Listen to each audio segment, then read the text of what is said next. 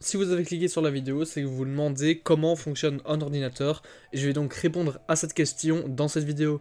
Alors bien sûr, c'est une question qui englobe beaucoup de choses, c'est pour ça que cette vidéo est séparée en deux parties. Dans un premier temps, on va parler d'hardware, c'est-à-dire des composants, et dans la deuxième partie, on va parler du software, c'est-à-dire plutôt tout le côté programmation, tout le côté logiciel. Mais on va donc directement commencer avec la première partie, donc sur l'hardware, avec tous les composants qui composent un ordinateur. Avec en tout premier le processeur. Le processeur, c'est donc le cerveau de votre ordinateur. C'est lui qui va lire le programme, qui va l'exécuter et qui va donner certains jobs à tous les autres composants de votre ordinateur. Il existe plein de processeurs différents avec plein de paramètres différents, donc si vous voulez choisir votre propre processeur, n'hésitez pas à aller voir ma vidéo pour vous aider à faire ce choix.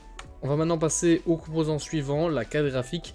Elle va donc recevoir des informations de votre processeur pour afficher quelque chose à l'écran. Donc c'est elle qui va gérer tout l'affichage, que ce soit en 3D ou en 2D. Elle a aussi plein de paramètres différents avec plein de modèles différents. Donc encore une fois, si vous voulez choisir votre carte graphique cette fois-ci, n'hésitez pas à aller voir ma vidéo réalisée à cet effet. Passons maintenant à la RAM, c'est un autre composant dans votre ordinateur. C'est donc de la mémoire très rapide qui sert à stocker des informations que le processeur va réutiliser dans le futur. Elle a donc une capacité qui est assez limitée, mais elle est très rapide. Et enfin, passons au stockage. Il y a donc différentes technologies. Il y a le HDD, ce sont des disques qui tournent, c'est la technologie la plus lente et la plus ancienne. Mais maintenant, il y a aussi les SSD, c'est donc un système de stockage électronique. Ils sont plus rapides et il y a aussi plusieurs technologies pour différents SSD. Il y a donc le SSD SATA, c'est le plus lent de SSD, mais il reste quand même plus rapide que le HDD. Il y a ensuite les disques NVMe, PCI Express M2, ils sont tous assez similaires franchement, mais ce sont les SSD les plus rapides. Donc juste retenez cet ordre-là, HDD, puis SSD SATA, puis SSD NVMe. Tous les composants que je viens de vous citer se mettent sur une seule et même carte qu'on appelle la carte mère. La carte mère, elle sert à faire la connexion entre chaque composant et elle a aussi le chipset. Le chipset, il sert à quoi? Il sert à gérer par exemple les entrées-sorties et la compatibilité avec le processeur. Voilà pour les composants de votre PC, je ne vais pas parler du boîtier ou de l'alimentation, j'espère que vous comprenez pourquoi. Et on va maintenant passer à différents concepts qu'il y a dans votre ordinateur, comme l'overclocking, le bottleneck ou le thermal throttle, comme on l'appelle. En commençant avec l'overclocking, donc l'overclocking c'est l'augmentation de la fréquence d'un processeur, que ce soit votre processeur donc de votre ordinateur ou de votre processeur graphique qui se trouve dans votre carte graphique. Ça peut aussi se faire sur la mémoire, comme par exemple sur la RAM, et en bref, puisque ça tourne plus vite, ça augmente les performances du composant que vous overclockez. Et on va maintenant passer au bottleneck. Le bottleneck c'est comme un entonnoir, c'est-à-dire que votre processeur limite votre carte graphique ou l'inverse. Donc on va parler de bottleneck lorsqu'un composant va bloquer l'autre, va l'empêcher de fonctionner à 100% de ses capacités. En général, si vous voulez un PC pour le gaming, le mieux c'est que ça soit votre carte graphique qui soit limitée et que votre processeur tourne entre 20 et 50%.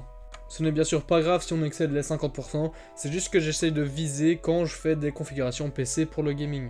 On va maintenant passer au dernier concept, le thermal throttle. C'est ce qui se passe lorsque vos processeurs surchauffent. Il va baisser sa fréquence, donc l'inverse de l'overclocking, pour qu'il chauffe moins et que donc il ne se casse pas à cause de la température. Voilà pour les concepts, j'espère que vous les avez compris. On va maintenant passer aux différents périphériques que vous pouvez connecter à votre ordinateur. Il y a donc bien sûr les classiques clavier, souris, enceinte, casque ou casque micro et micro. Mais en soi, vous pouvez tout connecter sur votre ordinateur tant que ça a un connecteur USB. Si vous voulez charger votre téléphone, vous le pouvez. Ou si vous voulez connecter n'importe quoi d'autre, vous le pouvez aussi. Les ports USB, ils sont très bien faits. Vous pouvez tout connecter dessus. Et enfin, avant de passer à la deuxième partie de la vidéo qui parle du software, on va parler des différentes marques dans l'informatique. Pour les différentes puces, donc processeurs et cartes graphiques, il y a Intel, AMD et Nvidia. Ce sont les trois plus grosses, il n'y a presque pas d'autres concurrents. Et pour les autres composants et périphériques, il y a par exemple Corsair, Razer, Cooler Master, Logitech, MSI, ASRock, Asus, etc. Voilà pour la partie hardware, j'espère que vous avez tout bien compris.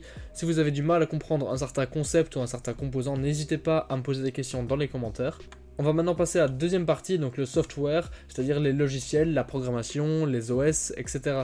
On va justement commencer avec les OS, aussi connus sous le nom de système d'exploitation. Les systèmes d'exploitation les plus connus sont Windows, macOS et Linux et ils servent à laisser l'utilisateur utiliser le PC sans trop de difficultés, car sans OS, il serait très difficile d'utiliser un ordinateur. On va maintenant passer au BIOS ou Basic Input Output System. Donc il sert à boot votre PC. C'est là que vous allez sûrement me demander ce que c'est boot. En fait, tout simplement, c'est le lancement de votre ordinateur. Et le BIOS, il se trouve directement sur votre carte mère. C'est d'ailleurs en partie pour ça qu'il y a une pile sur votre carte mère. C'est pour garder le BIOS ou les mises à jour que vous avez faites à votre BIOS et pour garder l'heure. Car en informatique, le temps est très important. On va maintenant passer à quelque chose que vous connaissez probablement plus que le BIOS, les antivirus. J'apporte ce thème car je trouve les antivirus totalement inutiles. Tout simplement car Windows Defender est déjà sur votre PC si vous utilisez Windows. En plus de ça, ils prennent beaucoup de performance et surtout, ils sont très intrusifs, donc assez difficiles à désinstaller et ils accèdent à beaucoup de vos données. Je vous conseille donc simplement de ne pas installer d'antivirus si vous avez Windows et de faire attention aux liens sur lesquels vous cliquez. Passons maintenant aux extensions, vous demandez peut-être ce que c'est tout simplement le point, puis quelques lettres à la fin d'un fichier. Donc sur les images, c'est par exemple .jpg, jpeg ou .png. Les extensions, elles servent donc à indiquer à votre PC quel type de fichier il est. Donc si vous avez un .png, votre ordinateur saura que c'est une image, tandis que si c'est un .exe, il saura que c'est une application. Il existe plein d'extensions différentes, mais il n'est pas du tout nécessaire de les connaître par cœur. Moi-même, je n'en connais que quelques-unes.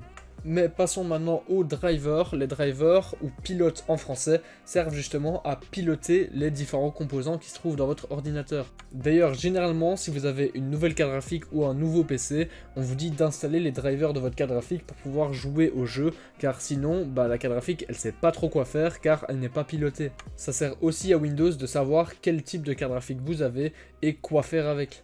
On va maintenant passer aux langages de programmation qui servent à envoyer des instructions à votre processeur d'une manière plus facile à lire pour l'homme. Si je vous dis par exemple 0111, vous ne savez pas de quoi je parle, mais si je vous dis if, vous savez que je parle d'une condition en programmation. Voilà pour la partie software d'un ordinateur, j'espère que vous avez tout compris. Comme pour le hardware, n'hésitez pas à me poser des questions en commentaire si vous n'avez pas compris un certain concept. Avant de terminer la vidéo, je préfère vous donner deux petits conseils très importants si vous débutez dans la tech. Le premier est de regarder des vidéos, par exemple les miennes, si vous voulez apprendre sur la tech, c'est le plus important. YouTube, c'est une mine d'or à informations sur la tech. Et le deuxième conseil est que si vous voulez faire votre propre configuration PC, faire très attention à la compatibilité de chaque composant. Par exemple, regardez si votre carte graphique rentre bien dans votre boîtier, si votre processeur est compatible avec votre carte mère, etc. Merci d'avoir regardé la vidéo jusqu'ici, ça fait plaisir.